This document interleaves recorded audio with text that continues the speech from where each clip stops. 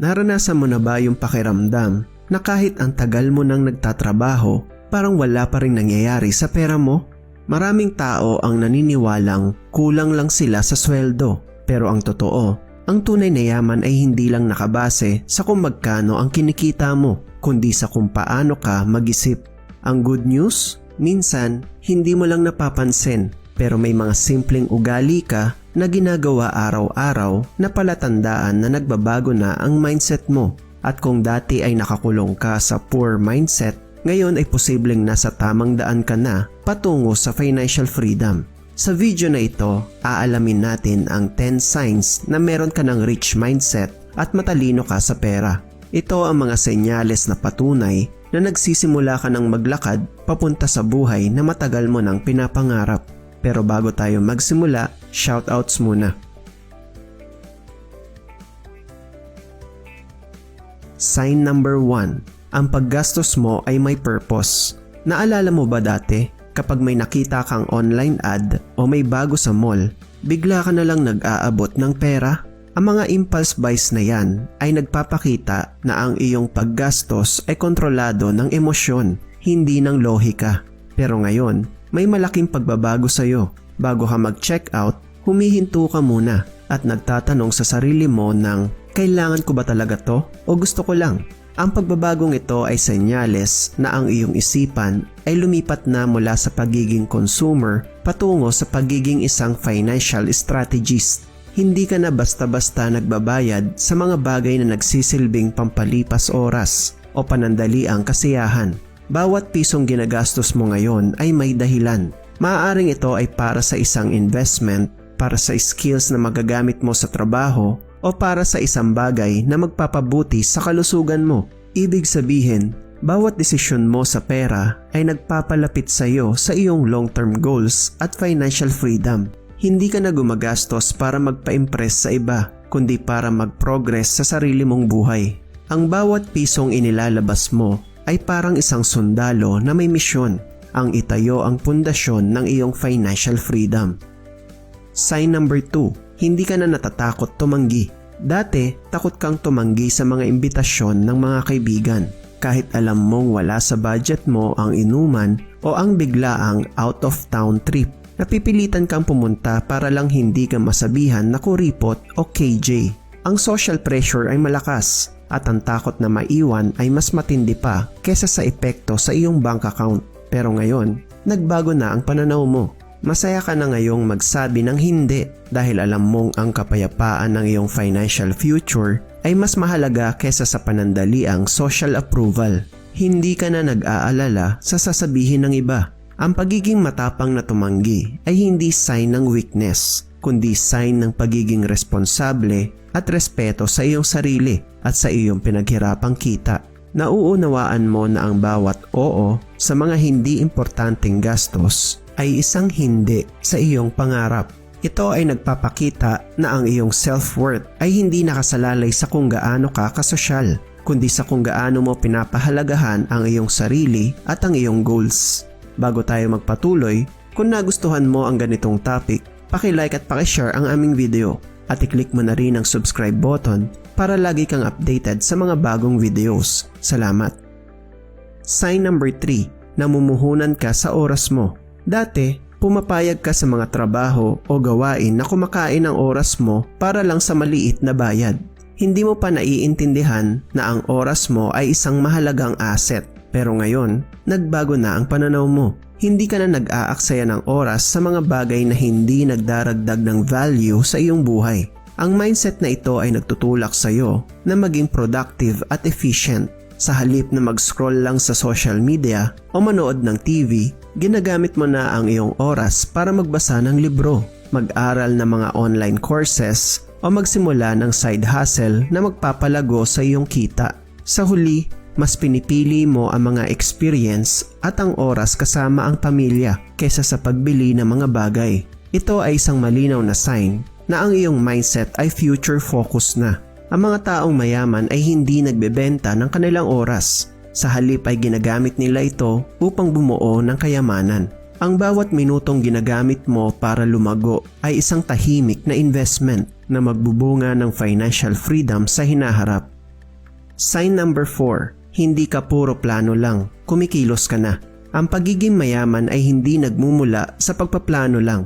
Dati, baka meron ka ring listahan ng mga goals na hindi mo naman nasimulan o meron kang magandang idea na hindi mo naman ginawa.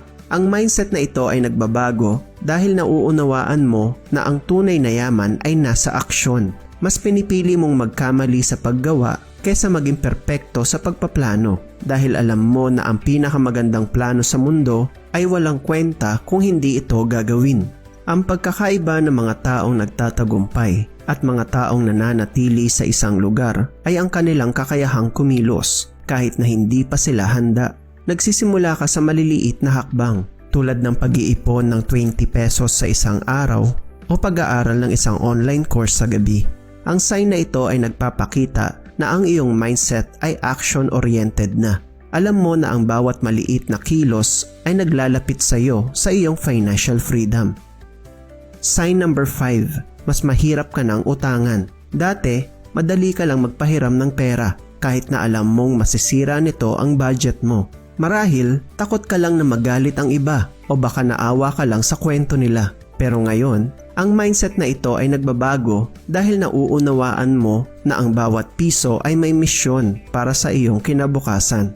Ang pagiging mahirap utangan ay hindi sign ng pagiging madamot, kundi sign ng financial maturity at pagiging protector ng iyong sariling pangarap. Alam mo na ang pagpapahiram ng pera sa maling paraan ay hindi lang nakakasira sa iyong financial goals, kundi nakakasira rin ng relasyon dahil sa mga pangakong hindi natutupad. Let's be honest, naranasan ko na ang magpautang ng ilang beses at marami sa kanila ang hindi nagbayad. Marahil, naranasan mo na rin yan, kaya ang ginagawa ko ngayon, pinapautang ko na lang ang halaga na okay lang sa akin kahit hindi na ako bayaran. Kung magbayad sila, mabuti. Kung hindi, at least nakakatulog pa rin ako ng mahimbing sa gabi. Ang pagiging mas mahirap na utangan ay nagpapakita na ang iyong mindset ay mas nakafocus sa pagbuo ng sariling pundasyon kaysa sa panandaliang paglutas ng problema ng iba. Sign number 6. Iniiwasan mo na ang mga taong negative sa pera. Sabi nga ng marami, ang iyong mga kaibigan at ang mga taong nakakasalamuha mo ay may malaking impact sa iyong financial future. Dati, baka napapaligiran ka ng mga taong laging nagrereklamo sa pera, walang goal at laging sinisisi ang gobyerno o ang tadhana. Ang kanilang negative energy ay parang polusyon na sumisira sa iyong financial mindset. Pero ngayon, pinipili mo na ang mga kaibigan na positive at may mga financial goals tulad mo. Nauunawaan mo na ang iyong mindset ay hinuhubog ng mga taong nasa paligid mo. Ang paghahanap ng mga taong nagbibigay inspirasyon, nagtutulak sa iyo na maging mas matalino at mas responsable ay isa sa pinakamahusay na investment na magagawa mo para sa sarili mo. Ito ay nagpapakita na ang iyong mindset ay nasa paglago na at alam mong ang paglago ay nangyayari sa tamang environment. Sign number 7. Mas na-e-excite ka sa pag-i-invest kesa sa paggastos. Dati, ang pinakamasarap na pakiramdam ay ang pagbili ng mga bagong gamit o paggastos sa mga luho.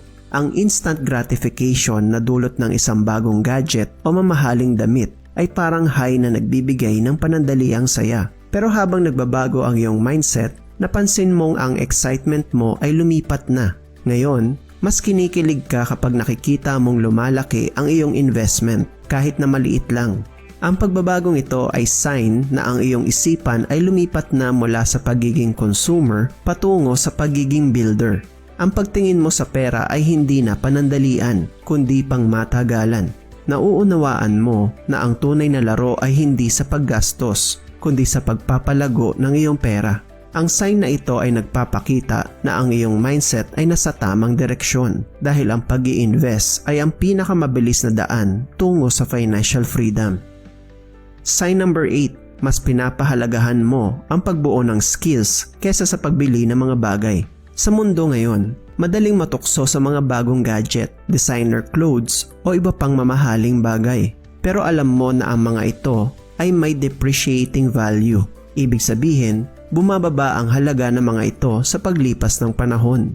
Kaya ngayon, mas pinipili mong gastusin ang iyong pera sa mga bagay na magpapalago sa iyong kaalaman at kakayahan tulad ng mga libro, online courses o mga seminar. Ito ay dahil nauunawaan mo na ang pinakamagandang investment ay ang iyong sarili. Ang mga skills na matutunan mo ay hindi mananakaw at patuloy na magbibigay sa iyo ng halaga sa iyong trabaho o sa iyong mga side hustles. Ang pagtingin mo sa iyong sarili bilang isang valuable asset ay isang malinaw na sign na ang iyong mindset ay nasa tamang direksyon. Ang pagpapahalaga sa paglago ng kaalaman at kakayahan ang magbibigay sa iyo ng financial freedom sa hinaharap. Sign number 9. Tinatanggap mo ang mga setbacks bilang mga lessons. Dati kapag nagkamali ka sa pera o nalugi ka sa isang project, madali kang panghinaan ng loob. Marahil naramdaman mo na ang buong mundo ay laban sa iyo at ang mindset mo ay, bakit ako pa? Pero habang nagbabago ang iyong pananaw, ang bawat setback ay tinitingnan mo na ngayon bilang isang valuable lesson at hindi isang kabiguan. Alam mo na ang bawat pagkakamali ay parang tuition fee para sa isang mahalagang aral sa buhay at sa business. Dahil dito, hindi ka natatakot na subukan ng mga bagong opportunities. Ang mga taong mayaman ay hindi perpekto, sila ay nagkakamali rin, pero ang pagkakaiba ay hindi sila sumusuko. Ginagamit nila ang kanilang mga pagkakamali para maging mas matalino at mas handa sa susunod na pagkakataon. Ito ay isang malinaw na sign na ang iyong mindset ay nakafocus sa paglago at hindi sa takot. Sign number 10. Mas mahalaga sa iyo ang peace of mind kaysa sa status. Sa mundo ngayon, maraming tao ang lagi naghahanap ng social status, mula sa pagbili ng mga mamahaling gamit hanggang sa pagiging sikat online. Ang mindset na to ay nagmumula sa pagnanais na mapabilib ang iba. Pero para sa iyo, mas pinapahalagahan mo na ngayon ang kapayapaan ng isip kaysa sa status. Ang tunay na yaman para sa iyo ay hindi na ang pagmamay-ari ng mamahaling kotse o mga damit, kundi ang freedom na gawin ang gusto mo nang walang utang. Ang pagkakaroon ng emergency fund na nagbibigay sa iyo ng seguridad at ang pakiramdam na may kontrol ka sa iyong buhay. Nauunawaan mo na ang tunay na yaman ay hindi sa kung ano ang ipinapakita mo sa labas, kundi sa kung anong meron ka sa loob. Ito ang pinakahuling sign na ang iyong mindset ay tunay na mayaman at nakafocus sa tunay na kalayaan. At yan ang 10 signs na meron ka ng rich mindset at matalino ka sa pera. Sa lahat ng ating tinalakay ngayon, ano ang mga na-realize mo at natutunan mo sa ating video? I-comment mo sa baba ang iyong sagot at i-share mo na rin kung saang lugar ka nanonood. Malay mo, ikaw na ang susunod na mababanggit sa ating shoutout. Sana ay may natutunan ka sa video natin ngayong araw. Huwag kalimutang mag-subscribe para lagi kang updated sa mga bago nating videos. Mag-like, mag-comment at i-share mo na din ang video na ito sa iba. Paki-follow na rin ang iba pa naming social media accounts. Maraming salamat sa panonood at lagi mong tandaan na ikaw ay magtatagumpay.